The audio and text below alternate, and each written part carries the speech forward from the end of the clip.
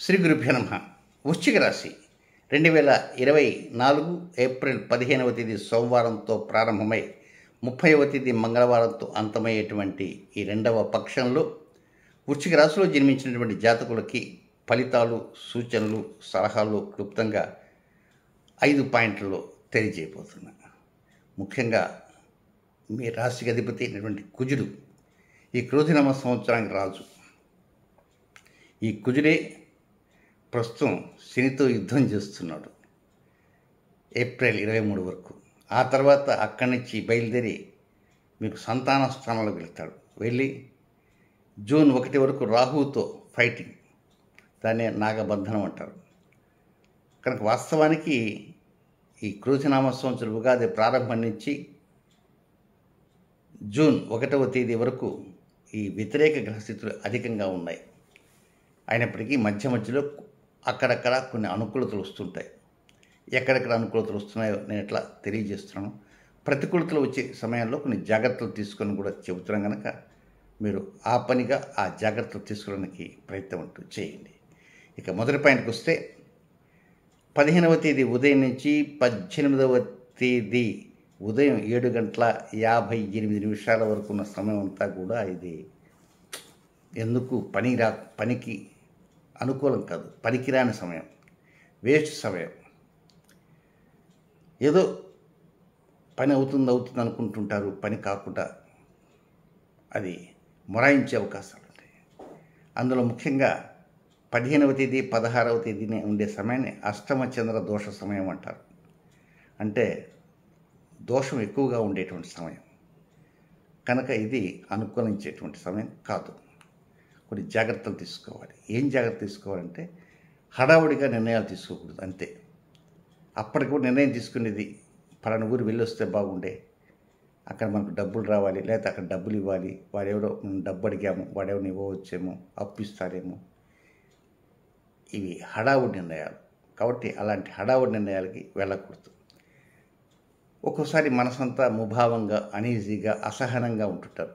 ఏదేమైనా 15వ తేదీ 16వ తేదీ 17వ తేదీ 3 రోజులు వెళ్ళిపోతాయి, కాలగర్భంలో కలిసిపోతాయి, ఎలాంటి లబ్ధిని ఇవ్వకుండానే. నెక్స్ట్ రెండవ పాయింట్కి వస్తే 18వ తేదీ ఉదయం 7:58 ప్రారంభమై ఆ తర్వాత 23వ తేదీ ఉదయం 9:20 వరకు ఉండేటువంటి సమయం అంతా కూడా అత్యంత అనుకూలం. డెవలప్మెంట్స్ బాగా ఉంటాయి. లైఫ్ స్టైల్ మారిపోయినట్టుగా అనిపిస్తుంది. మీ లైఫ్ అడ్మినిస్ట్రేషనే గొప్పగా ఉంటుంది. లాభస్థానం బాగా ఉంటుంది. డెవలప్మెంట్స్ బాగుంటాయి. ముందు 3 రోజులు చూస్తే అట్లా ఉన్నాయి, ఆ తర్వాత ఈ 4 రోజులు చూస్తే ఇంత గొప్పగా ఉంటాయి. ఎంత మార్పు వచ్చింది అనుకుంటారు. 18, 19, 20, 21, 22 అంటే మొత్తం టోటల్ 5 డేస్.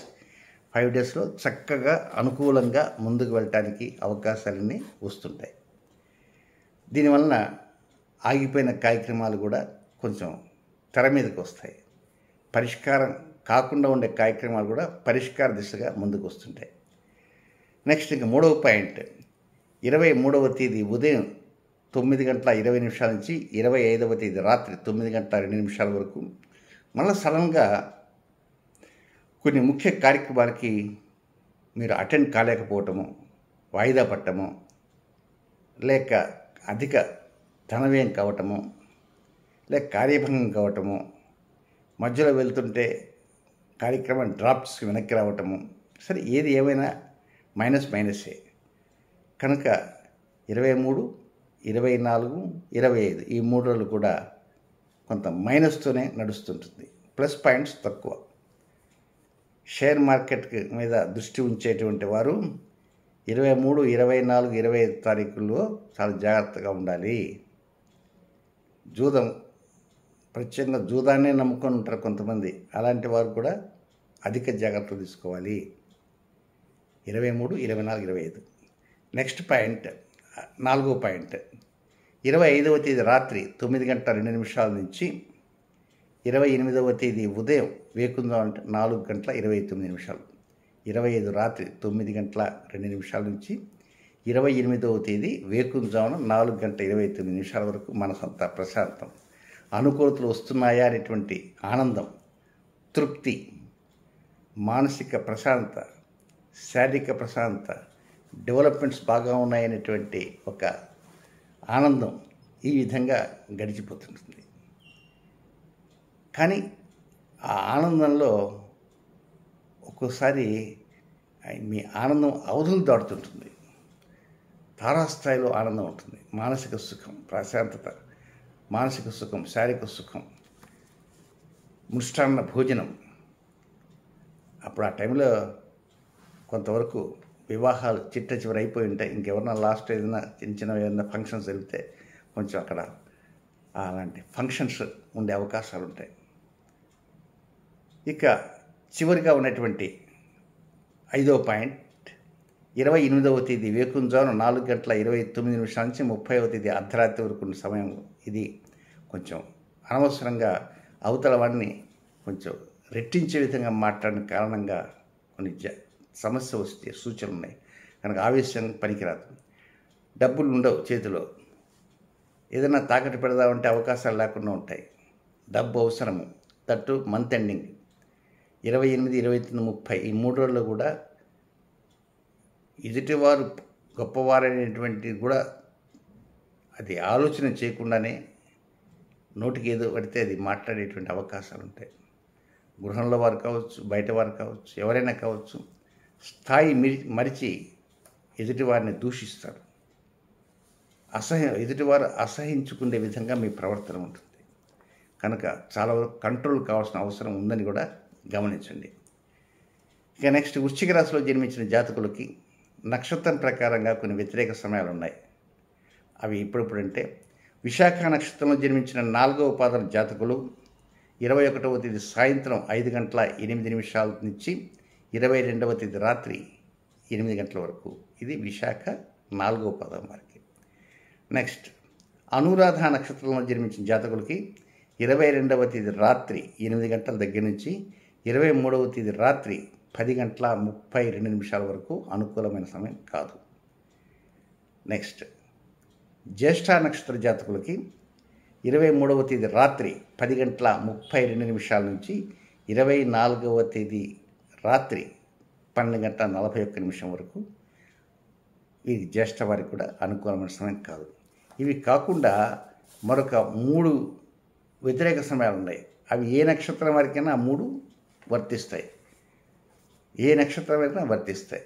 అవి ఇప్పుడు అంటే మొదటిది 19వ తేదీ ఉదయం 6:46 నుంచి 19వ తేదీ రాత్రి 8:04 వరకు. తిరిగి 23వ తేదీ వేకువజామున 3:25 నుంచి 23వ తేదీ సాయంత్రం 4:15 వరకు. నెక్స్ట్, 3వ సమయం 26వ తేదీ రాత్రి 8:05 నుంచి 27వ తేదీ ఉదయం 8:17 వరకు. ఇవి 3 కూడా అనుకూలమైన సమయాలు కావు. ఏదేమైనా ఒక్క విషయం గుర్తుంచుకోండి, జూన్ 1వ తేదీ ఎప్పుడెప్పుడు వస్తుందా అని గమనిస్తుండాలి. పరిస్థితులు మధ్యలో అనుకూలంగా ఉన్నా అవి క్షణికమే. సరే, కొంత వ్యతిరేకతలు ఉంటాయి, కొన్ని అనుకూలతలు ఉంటాయి. కానీ వ్యతిరేకతలు అనుకూలతలు ఉన్నప్పటికీ కూడా ఆ వ్యతిరేకతల సమయంలో మరింత వ్యతిరేకంగా ఉండటం, అనుకూలతలు ఉండే సమయంలో తక్కువ అనుకూలతలు ఉండటమే ఇక్కడ ప్రధానంగా జరిగేటువంటి స్థితిగతులు. కనుక మీకు నమ్మినటువంటి వ్యక్తులతో చక్కగా మాట్లాడుతూ ఆనందంగా గడుపుతూ ఉండటానికి ప్రయత్నం చేయండి. అందులో ముఖ్యంగా 16వ తేదీ ఆ రోజే మంగళవారం. ఆ మంగళవారానికి అధిపతి కుజుడు. ఆ రోజు నక్షత్రం పుష్యమి, దానికి అధిపతి శని. కనుక 16వ తేదీన కొంతవరకు అనీజీనెస్ ఉంటుంది, అష్టమశన దోషము. కనుక కొంచెం జాగ్రత్తగా నడిచే సమయంలో కూడా జాగ్రత్తగా ఉండండి. డ్రైవింగ్ చేసే సమయంలో కూడా జాగ్రత్తగా డ్రైవ్ చేయండి. ఇప్పుడు 16వ తేదీ మీకు మెచ్చినటువంటి వ్యక్తులతో మనసు విప్పి మాట్లాడటానికి ప్రయత్నం అంటూ చేయండి. సుఖం.